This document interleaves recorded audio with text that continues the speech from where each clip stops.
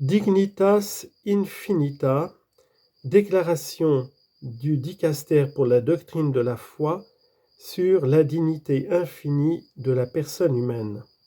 Introduction. Dignitas Infinita, une infinie dignité, inaliénablement fondée dans son être même, appartient à chaque personne humaine, en toutes circonstances, et dans quelque état ou situation qu'elle se trouve. Ce principe, pleinement reconnaissable même par la seule raison, fonde la primauté de la personne humaine et la protection de ses droits. L'Église, à la lumière de la révélation, réaffirme et confirme sans réserve cette dignité ontologique de la personne humaine, créée à l'image et à la ressemblance de Dieu et rachetée dans le Christ Jésus. C'est de cette vérité qu'elle tire les raisons de son engagement envers les plus faibles et les moins dotés de pouvoir, en insistant toujours sur le primat de la personne humaine et la défense de sa dignité en toutes circonstances. Cette dignité ontologique et la valeur unique et éminente de chaque femme et de chaque homme qui existe dans ce monde ont été reprises avec autorité dans la Déclaration universelle des droits de l'homme du 10 décembre 1948 par l'Assemblée générale des Nations unies. En commémorant le 75e anniversaire de ce document, l'Église voit l'occasion de proclamer à nouveau sa conviction que, créé par Dieu et racheté par le Christ, tout être humain doit être reconnu et traité avec respect et amour, précisément en raison de sa dignité inaliénable. L'anniversaire susmentionné fournit également à l'Église l'occasion de clarifier certains malentendus qui surgissent parfois au sujet de la dignité humaine et d'aborder certaines questions concrètes, sérieuses et urgentes qui s'y rapportent. Dès le début de sa mission, poussée par l'Évangile, l'Église s'est efforcée d'affirmer la liberté et de promouvoir les droits de tous les êtres humains. Ces derniers temps, grâce à la voix des pontifes, cet engagement a été formulé de manière plus explicite à travers l'appel renouvelé à la reconnaissance de la dignité fondamentale de la personne humaine. Saint Paul VI disait « Aucune anthropologie n'égale celle de l'Église sur la personne humaine, même en tant qu'individu, sur son originalité, sa dignité, l'intangibilité et la richesse de ses droits fondamentaux, son caractère sacré, éducable, son aspiration à un épanouissement total, son immortalité. » Saint Jean-Paul II, en 1979, lors de la 3e conférence épiscopale latino-américaine à Puebla, a déclaré « La dignité humaine est une valeur évangélique qui ne peut être méprisée sans offenser gravement le Créateur. Cette dignité est foulée aux pieds au plan individuel lorsqu'on ne tient pas dûment compte des valeurs comme la liberté, le droit de professer sa religion, l'intégrité physique et psychique, le droit aux biens essentiels, à la vie, etc. Elle est foulée aux pieds au plan social et politique lorsque l'homme ne peut exercer son droit de participation ou est soumis à des contraintes injustes et illégitimes ou à des tortures physiques, psychiques, etc. Si l'Église se rend présente dans la défense ou dans la promotion de la dignité de l'homme, elle le fait dans la ligne de sa mission qui, tout en étant de caractère religieux et non social ou politique, ne peut pas ne pas considérer l'homme dans l'intégralité de son être.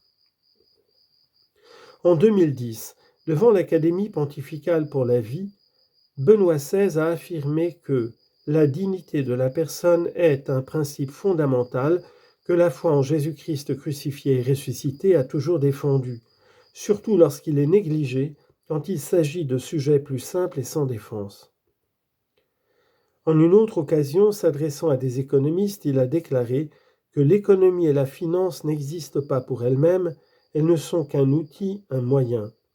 Leur fin est uniquement la personne humaine et sa réalisation plénière dans la dignité. C'est là le seul capital qu'il convient de sauver. Depuis le début de son pontificat, le pape François a invité l'Église à confesser un Père qui aime infiniment chaque être humain et à découvrir qu'il lui accorde par cet amour une dignité infinie. soulignant avec force que cette immense dignité représente une donnée originelle à reconnaître avec loyauté et à accueillir avec gratitude. C'est précisément sur cette reconnaissance et sur cet accueil qu'il est possible de fonder une nouvelle coexistence entre les êtres humains qui décline la socialité dans un horizon de fraternité authentique. Ce n'est qu'en reconnaissant la dignité de toute personne humaine que nous pouvons faire revivre entre tous une aspiration mondiale à la fraternité. Selon le pape François, cette source de dignité humaine et de fraternité se trouve dans l'évangile de Jésus-Christ. Mais c'est aussi une conviction à laquelle la raison humaine peut parvenir par la réflexion et le dialogue. Car s'il faut respecter en toute situation la dignité d'autrui, ce n'est pas parce que nous inventons ou supposons la dignité des autres, mais parce qu'il y a effectivement en eux une valeur qui dépasse les autres, qui dépasse les choses matérielles et les circonstances, et qui exige qu'on les traite autrement. Que tout être humain possède une dignité inaliénable est une vérité qui correspond à la nature humaine, indépendamment de tout changement culturel. En vérité, conclut le pape François, l'être humain a la même dignité inviolable en toute époque de l'histoire, et personne ne peut se sentir autorisé par les circonstances à nier cette conviction ou à ne pas agir en conséquence. Dans cette perspective, son encyclique Fratelli Tutti constitue déjà une sorte de Magna Carta des tâches actuelles de sauvegarde et de promotion de la dignité humaine.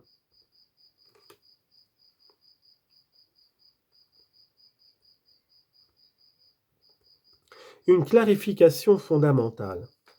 Bien qu'il existe aujourd'hui un consensus assez général sur l'importance et la portée normative de la dignité et de la valeur unique et transcendante de tout être humain, l'expression dignité de la personne humaine risque souvent de se prêter à de nombreuses significations et donc à d'éventuels malentendus et contradictions qui conduisent à se demander si l'égale dignité de tous les êtres humains est véritablement reconnue, respectée, protégée et promue en toutes circonstances.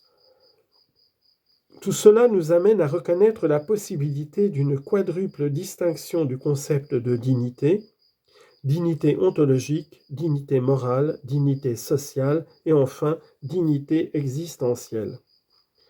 Le sens le plus important est celui de la dignité ontologique, qui concerne la personne en tant que telle par le simple fait d'exister et d'être voulu, créé et aimé par Dieu.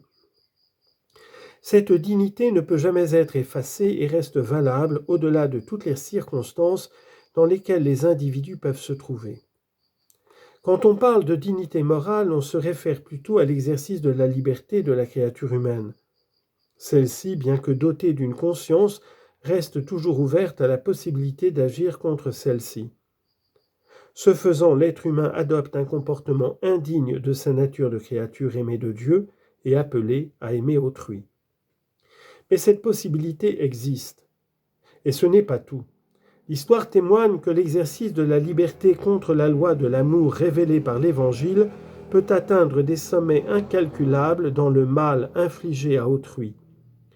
Lorsque cela se produit, on se trouve face à des personnes qui semblent avoir perdu toute trace d'humanité, toute trace de dignité.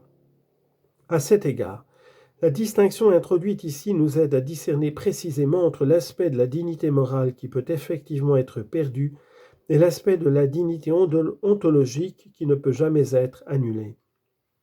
Et c'est précisément à cause de cette dernière que l'on doit travailler de toutes ses forces pour que tous ceux qui ont fait le mal se repentent et se convertissent. Il existe encore deux autres acceptions possibles de la dignité, sociale et existentielle. Quand on parle de dignité sociale, on se réfère aux conditions dans lesquelles une personne vit. Dans l'extrême pauvreté, par exemple, lorsque les conditions minimales ne sont pas réunies pour qu'une personne vive selon sa dignité ontologique, on dit que la vie de cette personne pauvre est une vie indigne.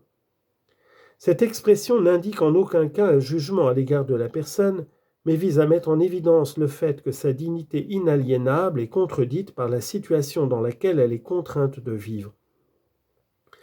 La dernière acception est celle de la dignité existentielle. Aujourd'hui, on parle de plus en plus souvent d'une vie digne et d'une vie indigne. Nous nous référons à des situations proprement existentielles. Par exemple, le cas d'une personne qui, bien que ne manquant de rien d'essentiel pour vivre, a du mal, pour diverses raisons, à vivre dans la paix, dans la joie et dans l'espérance. Dans d'autres situations, c'est la présence de maladies graves, de contextes familiaux violents, de certaines addictions pathologiques et d'autres malaises qui poussent quelqu'un à vivre sa condition de vie comme, entre guillemets, indigne, face à la perception de cette dignité ontologique qui ne peut jamais être occultée. Les distinctions introduites ici, en tout cas, ne font que rappeler la valeur inaliénable de cette dignité ontologique, enracinée dans l'être même de la personne humaine et qui subsiste en toutes circonstances. Enfin, il convient de rappeler ici que la définition classique de la personne en tant que substance individuelle de nature rationnelle explicite le fondement de sa dignité. En effet, en tant que substance individuelle, la personne jouit d'une dignité ontologique, c'est-à-dire au niveau métaphysique de l'être lui-même. C'est un sujet qui, ayant reçu l'existence de Dieu, subsiste, autrement dit, exerce l'existence de manière autonome. Le mot rationnel englobe en fait toutes les capacités de l'être humain, aussi bien celles de connaître et de comprendre que celles de vouloir, d'aimer, de choisir ou de désirer. Le terme rationnel comprend donc également toutes les capacités corporelles intimement liées à celles mentionnées ci-dessus. L'expression nature indique les conditions propres à l'être humain qui rendent possibles les différentes opérations et expériences. La nature est le principe d'action. L'être humain ne crée pas sa nature, il la possède comme un don reçu et peut cultiver, développer et enrichir ses capacités. En exerçant sa liberté de cultiver les richesses de sa propre nature, la personne humaine se construit au fil du temps, même si en raison de diverses limitations ou conditions, elle n'est pas en mesure d'utiliser ses capacités, la personne subsiste toujours en tant que substance individuelle, avec toute sa dignité inaliénable. C'est le cas par exemple d'un enfant à naître, d'une personne inconsciente, d'une personne âgée ou à l'agonie.